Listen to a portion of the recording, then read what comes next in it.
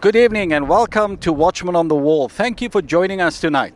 We're reporting to you from outside Parliament here in Cape Town at the opening of Parliament on the 14th of February 2013. It is Valentine's Day today, and we thank God that we have Michelle Links with us, Jackie Giorgio and Bongani Mgai. This is historic for Watchmen on the Wall because it's our first opening of Parliament, and it's the first time all four hostess here. Jackie.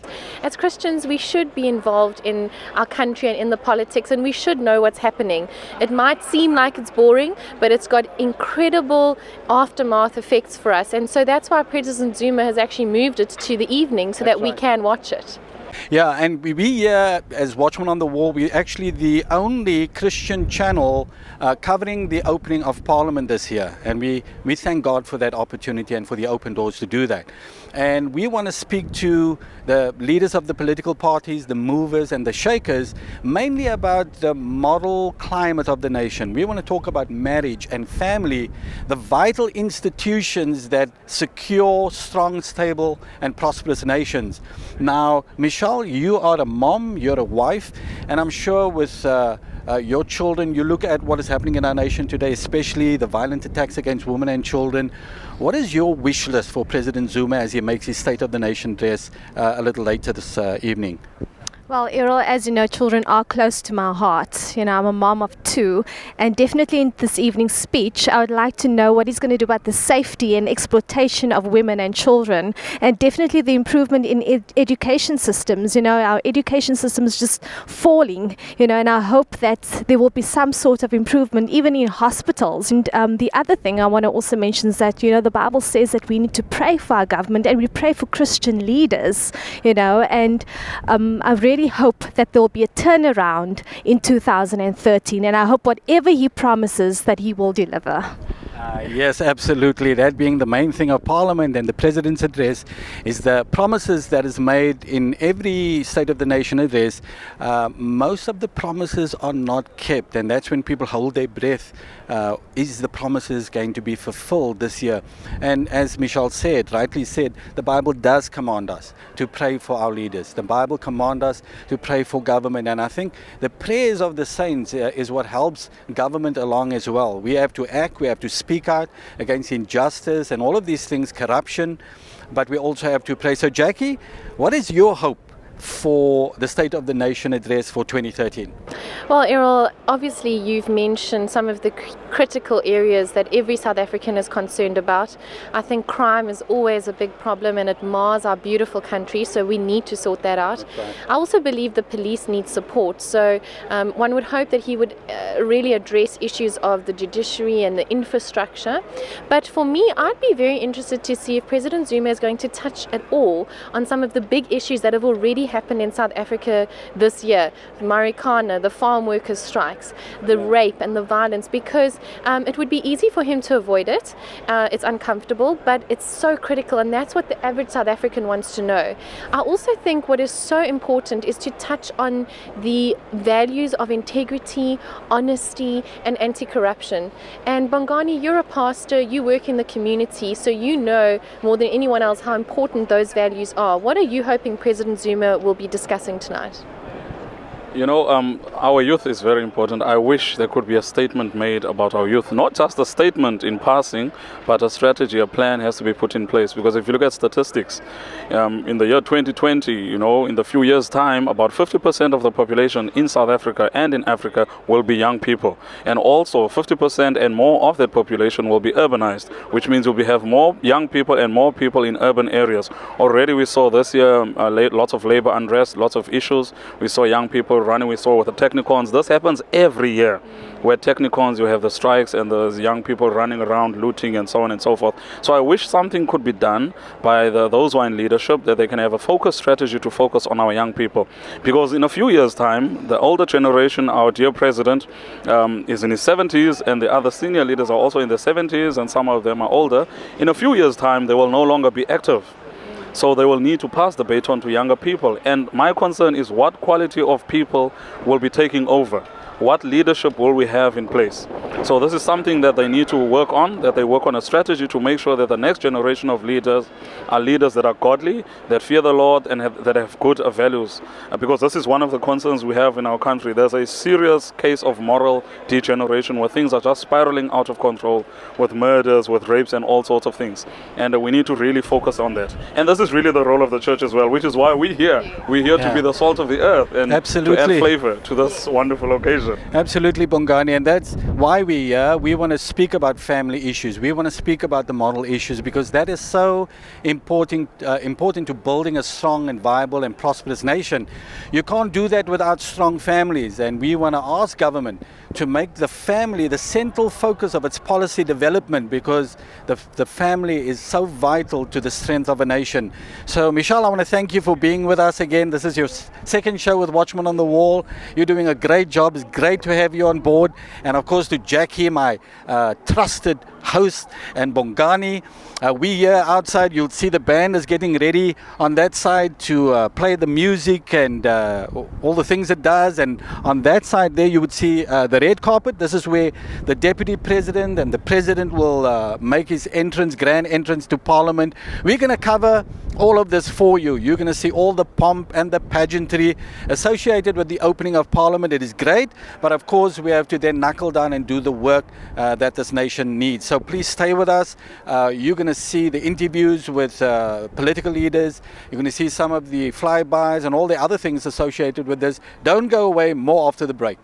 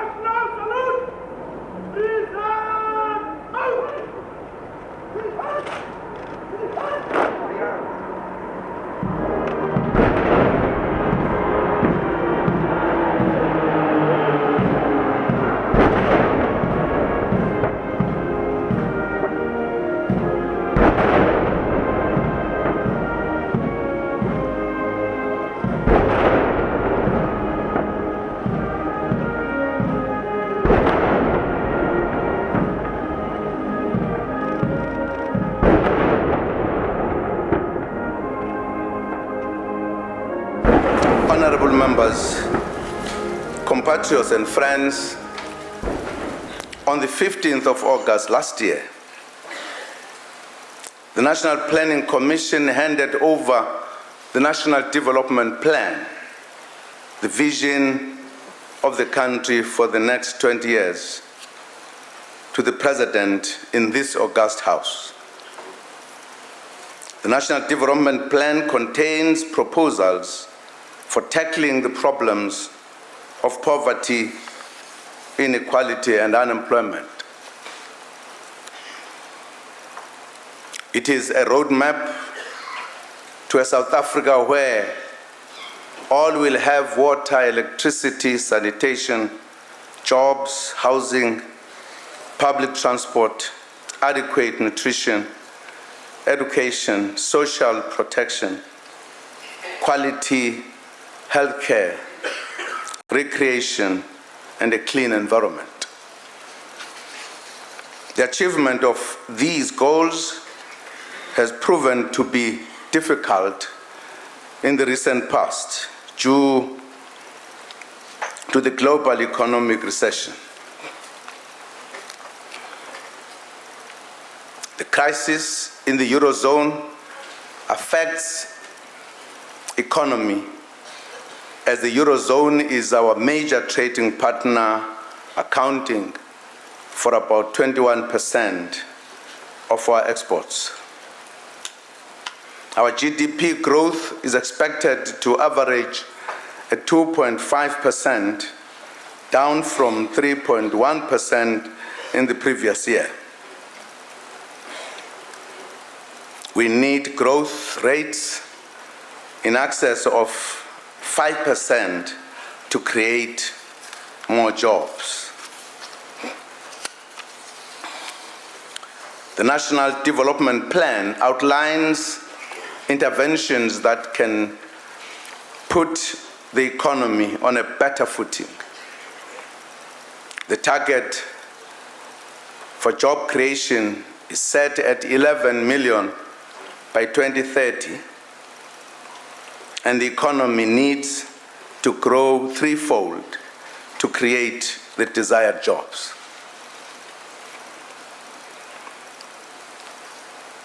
In my last meeting with the business community, the sector indicated that for the economy to grow threefold, we must remove certain obstacles. We'll engage business, labor, and other social partners in pursuit of the necessary solutions. No single force acting individually can achieve the objectives we have set for ourselves. Honorable members, I would now like to report on progress made since the last State of the Nation address, and also to discuss our program of action for 2013. I'll look at the 5 priorities: education, health, the fight against crime, creating decent work, as well as rural development and land reform. Last year, I addressed the nation on government's infrastructure plan. By the end of March this year, starting from 2009, government would have spent about 860 billion rand on infrastructure. Compatriots and friends, honorable members, there are some lessons from Marikana and other incidents that we cannot allow to recur in our country.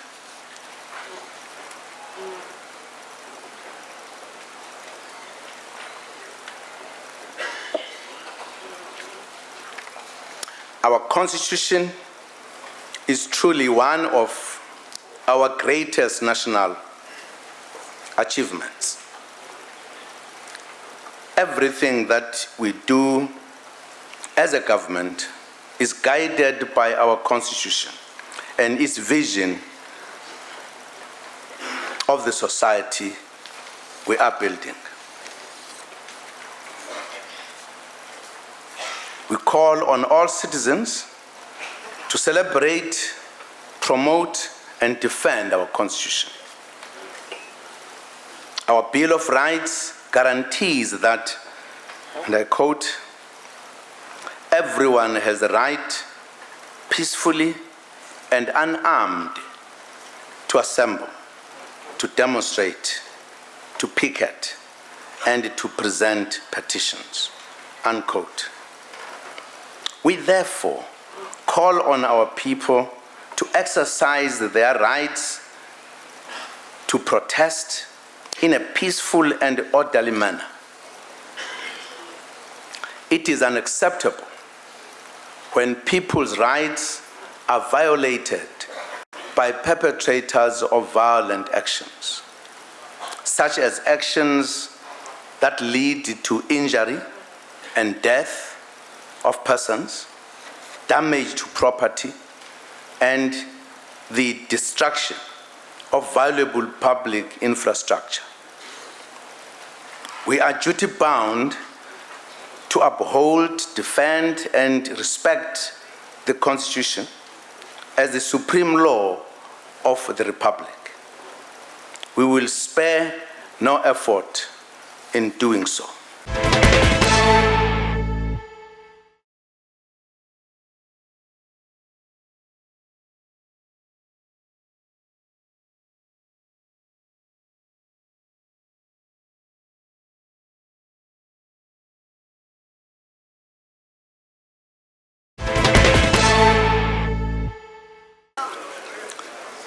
Honorable members, we declared education as an apex priority in 2009. We want to see everyone in the country realizing that education is an essential service for our nation. So we're standing outside Parliament after the State of the Nation address by the President, and we're waiting for the MPs and the dignitaries to exit down this red carpet, almost like the Academy Awards kind of style, and we're hoping to get interviews with some of the key leaders of political parties, and some cabinet ministers if possible. So hang in there, we might just get some interesting interviews for you. Okay, Minister, thank you for speaking to us at Watchmen on the Wall. You know that the debate in South Africa currently is the crisis in education. Now, you might not agree that there's a crisis in education, but the general public out there believe, as a result of what they're seeing in the media, this, that, and the other. What is your plan? We've had problems last year with delivery of textbooks, classes, all of those things. Do you have a plan to fix that this year, and what are those plans? No, we have a plan. That's why all books were in schools on time this year. The textbook thing, it was one school, one province in 1 year. So it can't really be said we have a problem of crisis. We've been in government for 18 years. So it happened in one province in 1 year, out of the 10 provinces and out of the 18 years. So to really put it as if it's the main flag that signifies our education, I think it's an unfair judgment. But in terms of challenges being there in the sector, we are the first to admit, and we are the first, and that's why we've been mobilizing our people to say, let's address what we see as challenges. That's why the President, when we came into this administration, separated basic from higher education. So it was an acknowledgement on our part that there are challenges. But you can see in the past 4 years, I think we've been the most successful administration. We've recorded the highest pass rate in matric. We have assessed, I'm told there's no country in the world that assessed more than 7 million kids in terms of the different phases to assess what the difficulties are. So we have a plan, and we're implementing the plan. We have improved our curriculum assessment because we had picked up what the problems were. We've picked up that we had problems with text in schools. That's why we're flooding the schools. I mean, in this country, before we came into government, only teachers were given books. But under this government, every child with a book, and that's why there was a textbook crisis, because it's the first time that as a country we're providing books. We have increased our access. Thank you for explaining that. And the reason I ask it is because our viewers have that question, and you obviously gave a good answer. But yes, because we have a predominantly Christian audience, we thousands of Christians all over this country are concerned about the breakdown of moral values, especially in the schools. For example, last year the KwaZulu-Natal MEC for Education reported that there were 17,250 teen pregnancies in the school. We've got to do something serious about instilling values in our children in school so that they complete schools. These teen pregnancies, HIV/AIDS, all these things that's happening. How do we overcome that? No, that we also acknowledge that it is a problem. There's a general moral decadence in our community, not in schools. Schools are just the micro part of what societies are. In more stable communities, you don't have problems. In more troubled communities, you have more problems. So it has nothing to do with religion. It has much more to do with, as I say, the social cohesion in the community. It has much more to do, in most instances, with economic status, because again, when people are poor, I think they tend to also give up on some of the fundamental management structures. And that's why last year with religious bodies we had the what we call the bills of responsibilities to really teach our kids about responsibilities. And that's why the president, speech after speech, calls on the community to take their role, because it's not the work of government or even of education alone to teach kids morality. It starts at home. You can see a kid walking in the classroom from the homes they come from. So it means even when they are born, parents have to do their role. In terms of choices of religion, it should be a parental responsibility, because ours, without limiting it to learning and teaching, has to be complemented by what parents are doing and what communities are doing.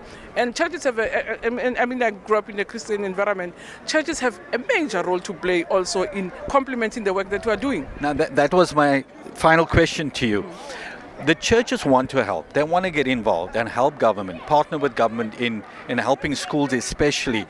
Do you believe there's a role for the churches, and how can they work with your department to get the values back into the schools to help strengthen that value base, so to alleviate all the problems that we're facing today?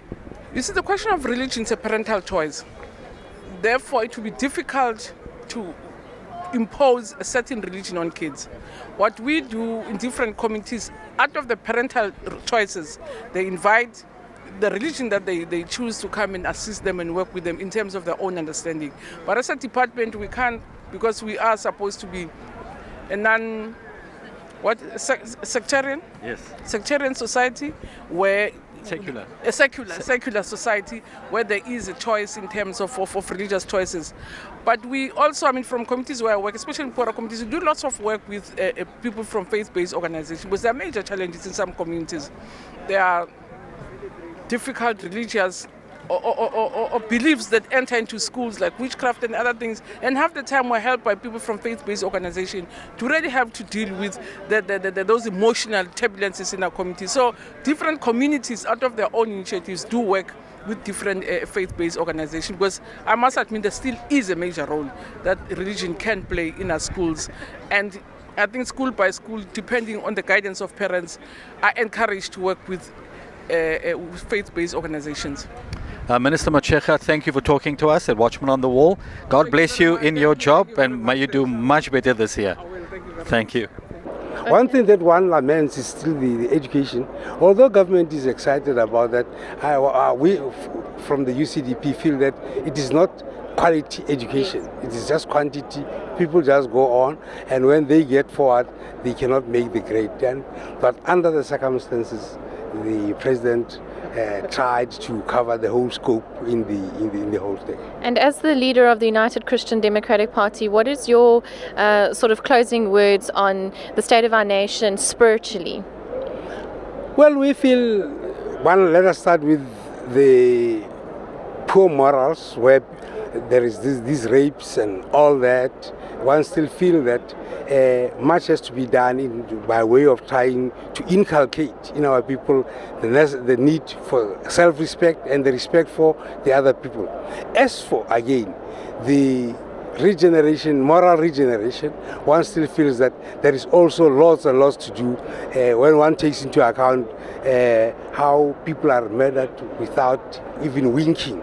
Yeah. And therefore, one still feels that there is spiritual regeneration that we also have to enter into and make sure that, well, like they always say, in future, let's look for a more religious country. Wonderful. Thank you very much.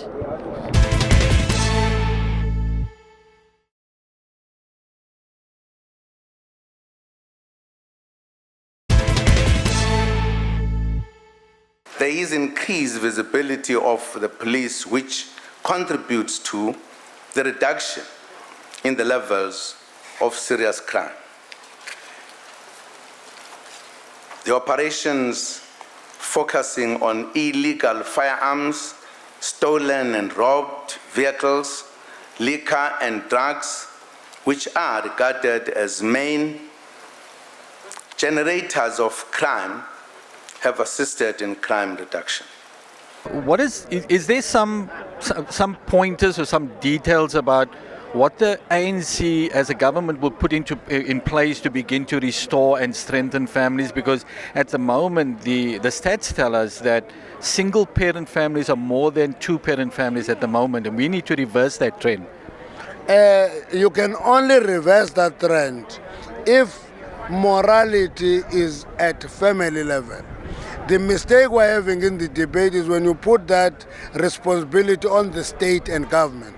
You don't do that. You restore family life at family level. That's why it happens. I'm a family man. I have kids, very cute, beautiful, young kids who are doing well because I think the family shares their upbringing, not only me and my wife and everybody. Until we go back to the values of a family and extend the concept of a family from two people to a broader family. And I was explaining the concept of ilobola and wedding, that there's difference between a wedding where you sign a certificate and when families exchange discussion and ultimately hand over a daughter to the son, and therefore those families brought together. Once they are brought together, there is a family.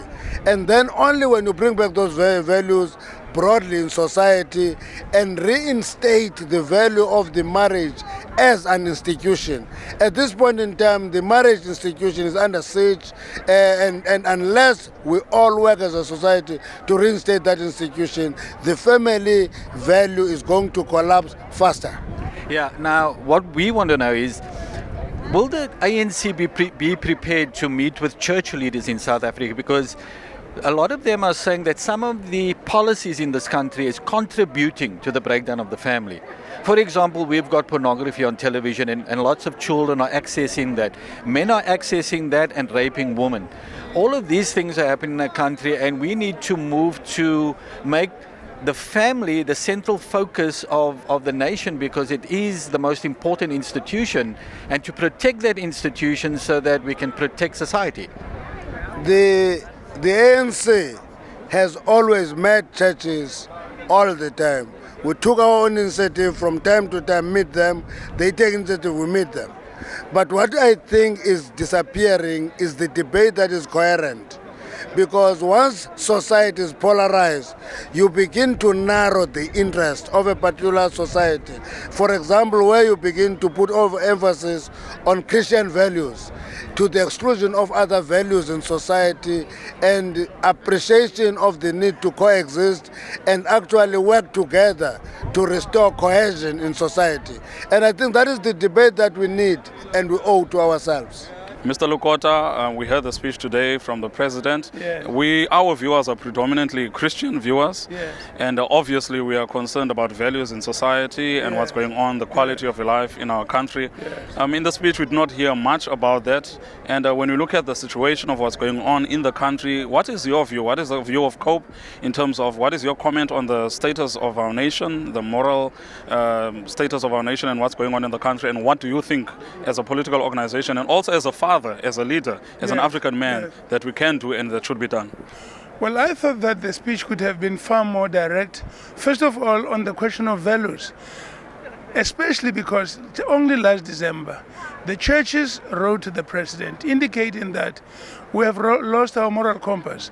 Now you see the increase, huge increase in rape, in murders, and all of that. I thought that government, the President would come out very strong on this front to say that we cannot allow the country to go in this direction. And then explain new practical steps that are going to be taken to correct the situation. Instead of saying we condemn the rapes, that gives you no direction as such. Yes, because I think that it didn't really, this speech is an old repetition of the policy positions of the ANC, but it doesn't respond to the urgency of the situation. as I'm saying, our concern is always during these times when you have rape, such as we've had this week, a terrible thing going on. Yeah. Always political organizations and members in the public, they make comments, but very little is done. And as Christians and as people, we would like to see more being done. What do you think is the role of government? Is this the role of government, or shall we leave it to the people to street vigilantism? No, actually, we need more and more political leadership on this front, working together with, for instance, faith-based organization. Because whether you're looking at African moral mores or you're looking at church teaching, the message is the same. The values of human beings, the values that we were brought up in and so on, cannot allow for this kind of thing. We don't hear an invitation, for instance, to civil society to work together with government intensively to fight this corruption, to fight these rapes, to fight these murders. And I think that the speech comes out across as tired, very lacking creativity, and lacking the energy and the drive to change things, to take us back to where we came from when we were led by leaders such as Oliver Tambo, Nelson Mandela and others who were very sensitive on the question of what the moral direction our country should be taking where. Thank you so much, sir. Thank you for your time, Diabulel. Premier Zille, thank you very much for joining us tonight, and may I just say you look absolutely beautiful. Thank you very much indeed. And obviously you're used to hearing President Zuma's speeches. What did you think this year? It was a terrible letdown this year. When the President started, I was very encouraged. He supported the National Development Plan, which is a very good plan. He put his finger on all the right issues: unemployment, crime, health, education, rural development, all the right issues. But then he just rehashed a whole lot of old plans and skirted around all of the major challenges and proposals put by the National Development Plan, which he endorsed, but certainly didn't accept in terms of the plans that he plans to implement this year. So it was a great disappointment.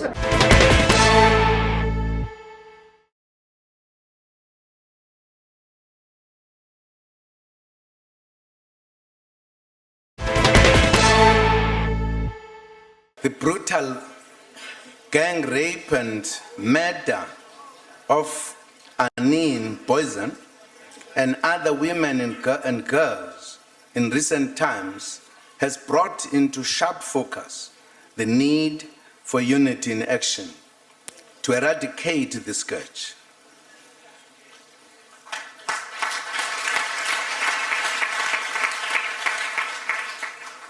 The brutality and cruelty meted out to defenseless women is unacceptable and has no place in our country.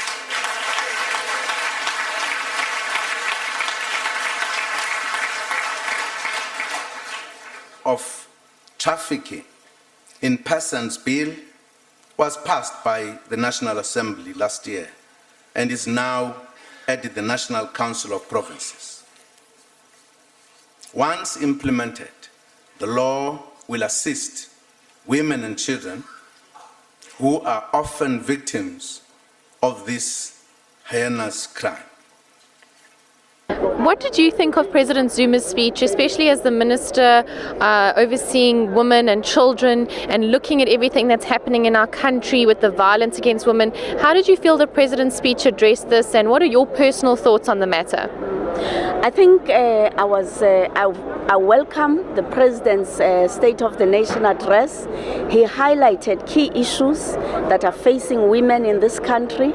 He mentioned the bill that we will be bringing to Parliament soon and hopefully pass before the end of this year, the Women Empowerment and Gender Equality Bill, which outlaws all forms of discrimination, including abuse of women and children, as well as outlawing cultural practices that are harmful to women and girls.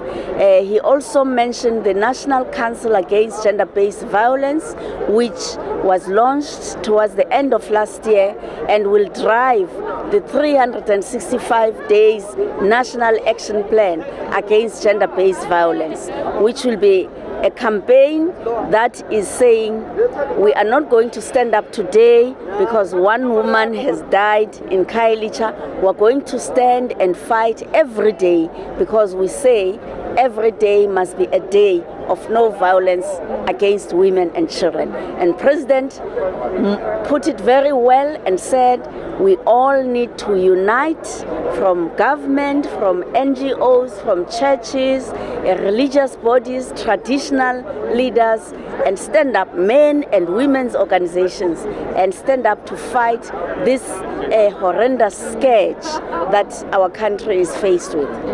And Minister, just quickly, one last comment from you. Looking at all the violence that's in our country and some of the very violent attitudes that we see towards women and children, why do you think that South Africa has such a violent culture, and how can we change that? Well, I think there are many issues. One of these is actually drugs and alcohol abuse. And I think part of our campaign, we must actually launch a very strong campaign and intensify, because I know government has been working on this issue, but intensify the campaign against drug and substance abuse. We must also go to the schools. We must work with men who are role models, who must lead from the front and ensure that they counsel and run dialogues and workshops with our youth, especially young men, to say to them, men, not in our name, men, real men don't abuse women, real men love and respect women. Wonderful. Well, thank you so much for your time. Thank you. I'm here with Mr. Vavi of COSATU. Mr. Vavi, I want to ask you, the last time Top TV applied for 3 24-hour porn channels in South Africa, COSATU came out and said they oppose that.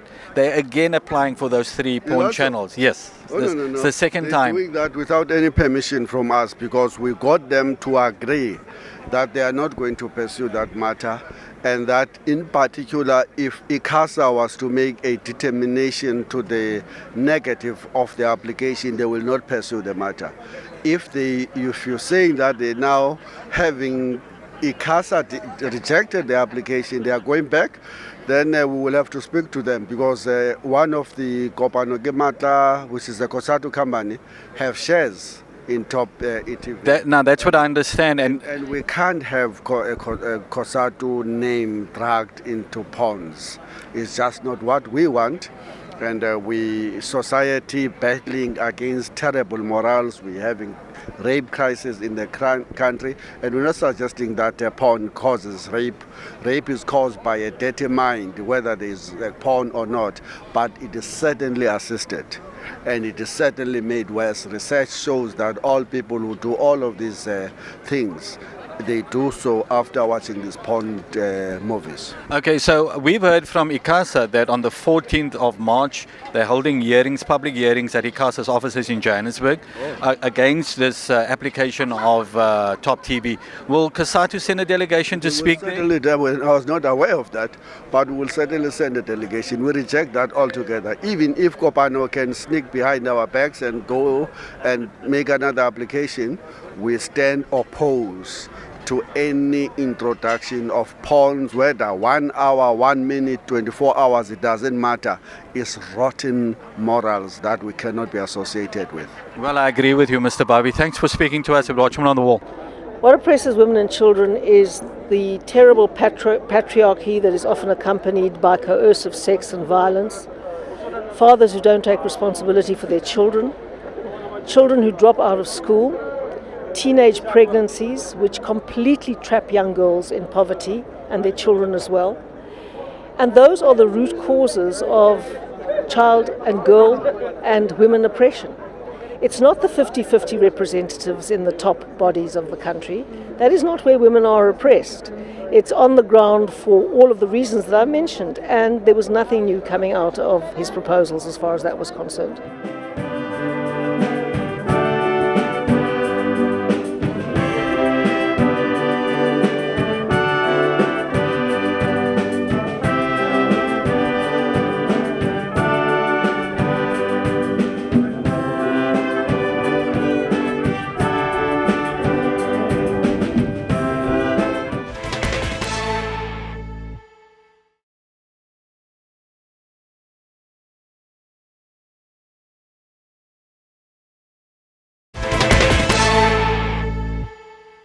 Welcome back.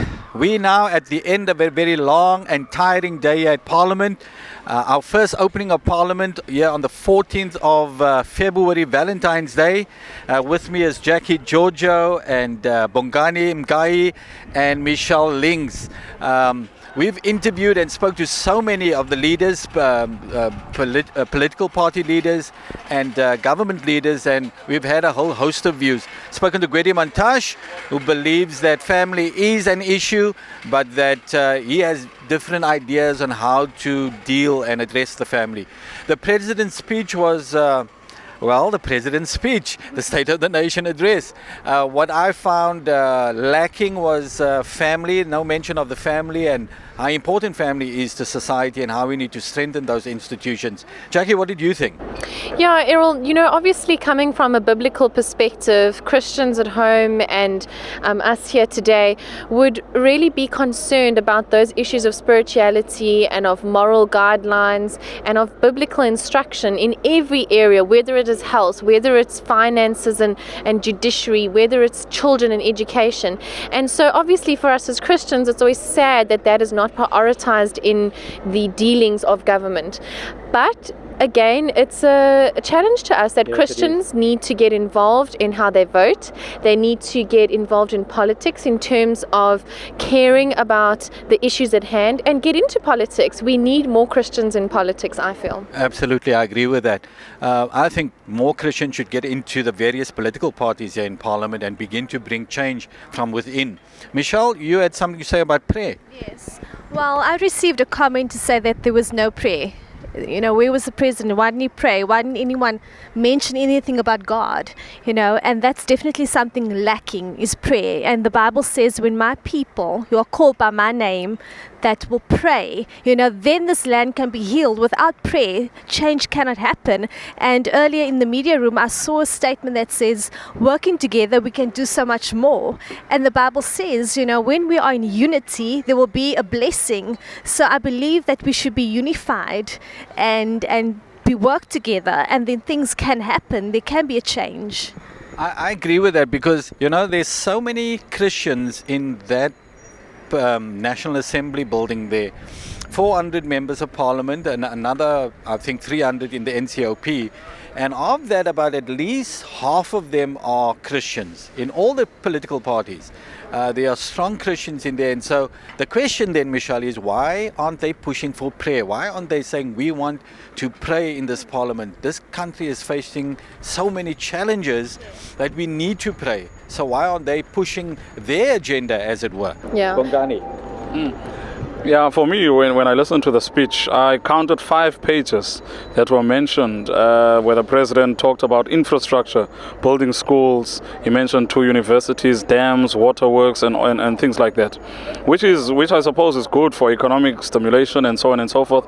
But my concern is that in there was only 1 page mentioned which had to do with the situation with the rape now and women and children.